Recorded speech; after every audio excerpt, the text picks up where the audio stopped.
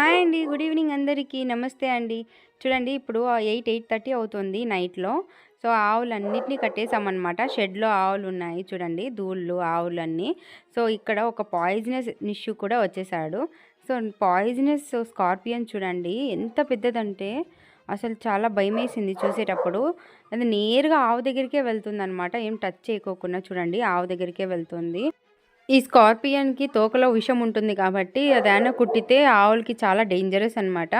So, మేము చూసాం కాబట్టి సరిపోయింది. ఆవులన్నిటిని మేము బయటే కట్టేస్తాము. అందరూ మేమే కాదు అందరూ బయటే కట్టేస్తారు ఆల్మోస్ట్ అందరూ. సో, దేవుడు నిర్ణయించాడు చూడండి. మా కంట్లో పడింది. ఒకవేళ లేదంటే ఆవుకి చాలా డేంజర్ అయితా ఉండ.